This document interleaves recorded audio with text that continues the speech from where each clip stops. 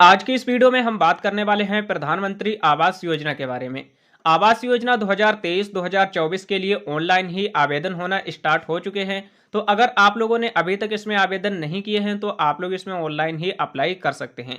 आवास योजना के तहत जो भी व्यक्ति आवेदन करता है और अगर आपका नाम इस लिस्ट में ऐड हो जाता है तो आपको गवर्नमेंट की तरफ से आवास बनवाने के लिए 2.5 लाख रुपए दिए जाते हैं, जिससे कि दोस्तों आप लोग अपना आवास बनवा सकें। तो इस वीडियो में मैं आपको कंप्लीट इन्फॉर्मेशन देने वाला हूं कि प्रधानमंत्री आवास योजना के तहत आपकी क्या क्या पात्रता रहने वाली है, क्या एलिजिबिलिटी क्राइटेरिया रहेगी और आप लोगों को इस योजना के अंतर्गत कौन कौन से डॉक्यूमेंट्स देने पड़ेंगे। तो सबसे पहले हम बात करेंगे कि इसकी एलिजिबिलिटी के बारे में। एलिजिबिलिटी इसकी ये है कि आप लोगों के पास पहले से ही कोई भी सरकारी आवास बना हुआ नहीं होना चाहिए। अगर आपको पहले ही इसका लाभ मिल चुका तो आपको दोबारा इसका लाभ नहीं मिल सकता है। इसके बाद दोस्तों, अगर आप लोगों का पहले से ही पक्का मकान है तो भी आप लोग इसमें ऑनलाइन आवेदन नहीं कर सकते हैं। आवेदन तो कर सकते हैं लेकिन जब वेरिफिकेशन होगा तो आपका नाम लिस्ट में से हटा दिया जाएगा। और इसी के साथ यहाँ पर सिर्फ वही लोग आवेदन कर सकते हैं जो कि आर्थिक रूप से कमजोर हैं, गरीब हैं और जिन लोगों के पास इतना पैसा नहीं है कि वो अपना खुद का एक आवास बनवा सकें। तो इसके बाद हम बात कर लेते हैं कि इसमें आपके कौन कौन से दस्तावेज लगने वाले हैं। तो सबसे पहले तो आपके पास आधार कार्ड होना चाहिए। इसके बाद आपका अकाउंट किसी भी बैंक में होना चाहिए, क्योंकि ऑनलाइन आवेदन करने पर आप लोगों को बैंक अकाउंट नंबर वगैरह भी देना पड़ेगा, जिसमें कि दोस्तों आप लोग आवास योजना का जो पैसा है अपने बैंक अकाउंट में आसानी से ले सकें। सो किस तरह से आप लोगों को इसमें ऑनलाइन ही आवेदन करना है, चलिए जान लेते हैं। वीडियो के डिस्क्रिप्शन में आपको एक लिंक मिलेगा, जैसे ही क्लिक करेंगे तो आप इस वाली वेबसाइट पर आ जाएंगे। इसके बाद आपको यहाँ पर पूरा आर्टिकल देखने को मिल जाएगा प्रधानमंत्री आवास योजना से रिलेटेड। तो आप चाहें तो इस आर्टिकल को रीड कर सकते हैं। इसमें मैंने आपको कंप्लीट प्रोसेस बताया है कि आप लोग किस तरह से इसमें ऑनलाइन अप्लाई कर सकते हैं, आपके कौन कौन से दस्तावेज लगेंगे और प्रधानमंत्री आवास योजना में आवेदन करने की पात्रता क्या क्या है। सबसे पहले हम बात कर लेते हैं कि इसमें आपकी क्या पात्रता रहेगी। तो आवेदक जो है सबसे पहले भारत का निवासी होना चाहिए। इसी के साथ आवेदक की जो उम्र है कम से कम 18 वर्ष होनी चाहिए। इसके बाद आवेदक का मकान जो है पक्का बना हुआ नहीं होना चाहिए और साथ ही आवेदक के नाम या फिर आवेदक के परिवार में किसी भी सदस्य के नाम पे कोई भी प्रॉपर्टी नहीं होनी चाहिए। इसी के साथ यहाँ पर आवेदक को पहले किसी भी प्रकार का आवास योजना का लाभ नहीं मिला हो और साथ ही आवेदन के पास प्रधानमंत्री आवास योजना से संबंधित सभी दस्तावेज मौजूद होने चाहिए। आवेदक गरीबी रेखा में जीवन यापन करने वाला होना चाहिए और प्रधानमंत्री आवास योजना के तहत एक परिवार से सिर्फ एक ही लोग को लाभ मिल पाएगा। इसके बाद हम बात कर लेते हैं कि इसमें आपके पास कौन कौन से दस्तावेज होने चाहिए। तो प्रधानमंत्री आवास योजना में ऑनलाइन ही अप्लाई करने के लिए आपके पास आधार कार्ड होना चाहिए, पासपोर्ट साइज फोटो, आय प्रमाण पत्र, निवास प्रमाण पत्र, मोबाइल नंबर, पहचान पत्र और बैंक पासबुक होनी चाहिए। इसके बाद दोस्तों हम यहाँ पर बात करेंगे कि प्रधानमंत्री आवास योजना के तहत हम ऑनलाइन ही अप्लाई किस तरह से कर सकते हैं। तो इसके लिए आपको यहाँ पर कुछ नीचे की साइड में आना है। यहाँ पर आपको वेबसाइट लिंक देखने को मिल जाएगा। आप यहाँ पर देख सकते हो इंपॉर्टेंट लिंक्स। इसके जस्ट नीचे ही पहला है वेबसाइट लिंक, तो आपको इस पर क्लिक नहीं करना है। मैं आपको बहुत ही सिंपल तरीका बताने वाला हूँ। तो इसके लिए आपको जो दूसरे नंबर पर अप्लाई ऑनलाइन वाला ऑप्शन दिखाई दे रहा है, इसी के जस्ट सामने क्लिक हियर वाले ऑप्शन पर एक बार क्लिक कर देना है। जैसे ही क्लिक करेंगे इसके बाद आपके सामने कुछ इस तरह से इंटरफेस आ जाएगा। यहाँ पर आपको सबसे पहले अपना आधार नंबर या फिर वर्चुअल आईडी सिलेक्ट कर लेनी है। आप जो भी सिलेक्ट करेंगे आपको यहाँ पर नंबर एंटर कर देना है। जैसे कि आपने आधार नंबर यहाँ पर सिलेक्ट किया है तो आपको यहाँ पर अपना आधार नंबर एंटर कर देना है। इसके बाद यहाँ पर आपके आधार कार्ड में जो भी नाम है उस नाम को यहाँ पर इंग्लिश में फिल कर देना है। इसके बाद यहाँ पर कुछ नीचे की साइड में आएंगे, यहाँ पर आपको कंसेंट देना है और इसके बाद चेक वाले ऑप्शन पर एक बार क्लिक कर देना है। जैसे ही आप क्लिक करेंगे इसके बाद आपके सामने प्रधानमंत्री आवास योजना के तहत ऑनलाइन अप्लाई करने के लिए पूरा फॉर्म आ जाएगा। अब आपको इस फॉर्म को अच्छी तरह से फिल कर देना है। जैसे कि यहाँ पर आपको सबसे पहले अपने राज्य का नाम सिलेक्ट कर लेना है। इसके बाद आपको अपने जिला का नाम सिलेक्ट करना है और इसके बाद आपको यहाँ से अपनी तहसील का नाम या फिर शहर का नाम सिलेक्ट कर लेना है। इसके बाद यहाँ पर आपसे पूछा जा रहा है क्या आप योजना क्षेत्र या विकास में रहते हैं, तो आपको यहाँ पर यस या नो में सिलेक्ट कर लेना है।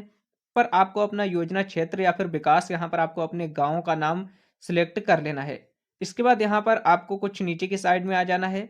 यहाँ पर आपको नेम ऑफ द परिवार यानी कि आप जिसके भी नाम से इस योजना के अंतर्गत अप्लाई कर रहे हैं उसका नाम आपको यहाँ पर फिल कर देना है। और इसके बाद यहाँ से जेंडर सिलेक्ट करेंगे।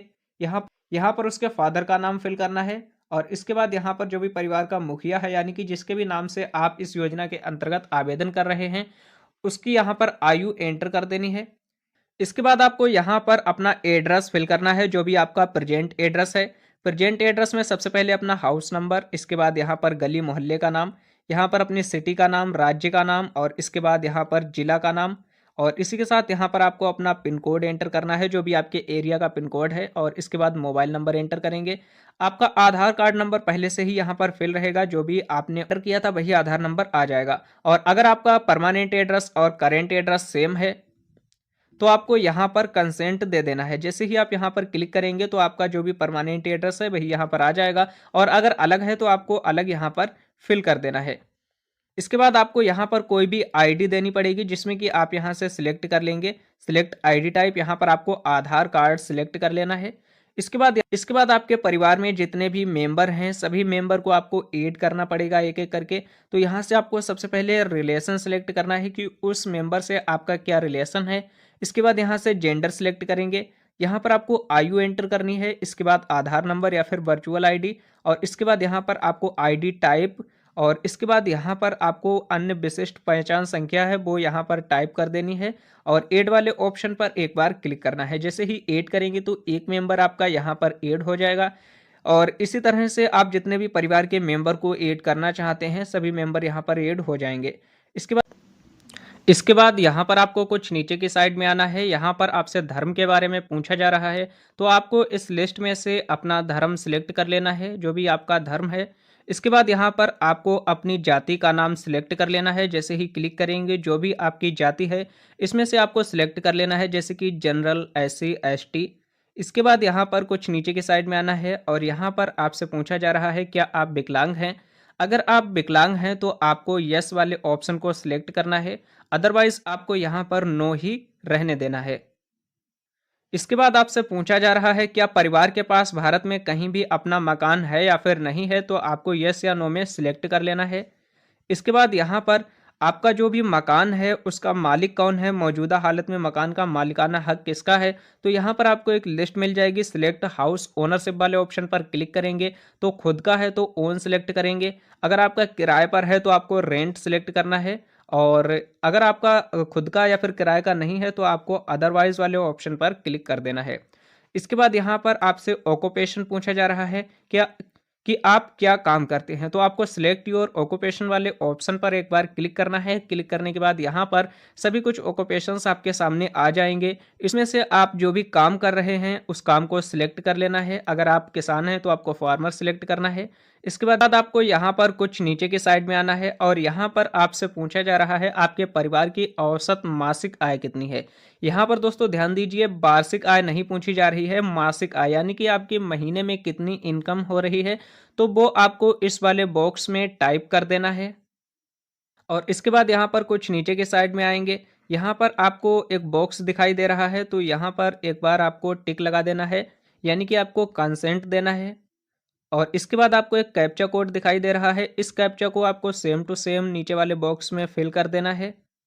और अगर कैप्चा समझ में नहीं आ रहा तो आपको यहाँ पर एक बार क्लिक करना है, कैप्चा चेंज हो जाएगा। सभी कुछ इन्फॉर्मेशन को फिल करने के बाद सेव सुरक्षित करने वाले ऑप्शन पर एक बार क्लिक कर देना है।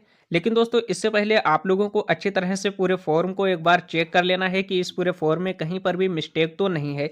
अगर कोई भी गलती होती है तो आपको यहाँ पर गलती को सुधारना पड़ेगा, तो इसलिए आपको यहाँ पर सबसे पहले चेक कर लेना है। अगर सब कुछ सही है तो आपको सेव वाले ऑप्शन पर एक बार क्लिक कर देना है। जैसे ही आप क्लिक करेंगे आपका ये जो फॉर्म है वो यहाँ से सबमिट हो जाएगा और इसके बाद आपको एक रेफरेंस नंबर मिल जाता है और इसी रेफरेंस नंबर के माध्यम से आप लोग अपने आवेदन का स्टेटस चेक कर सकते हैं। जैसे ही आप लोगों का फॉर्म अप्रूव हो जाता है, फॉर्म अप्रूव होने के बाद आपके पास एक वेरिफिकेशन कॉल आता है और वहां पर आपसे और कुछ डिटेल मांगी जाती है और इसके बाद आपका फिजिकल वेरिफिकेशन भी होता है। अगर आवास योजना में लाभ लेने लायक पाए जाते हैं इसके बाद ही आप लोगों को इस योजना के अंतर्गत जो भी पैसा है वो ट्रांसफर किया जाता है। तो इस तरह से आप लोग बहुत ही आसानी से प्रधानमंत्री आवास योजना शहरी के लिए ऑनलाइन आवेदन कर सकते हैं।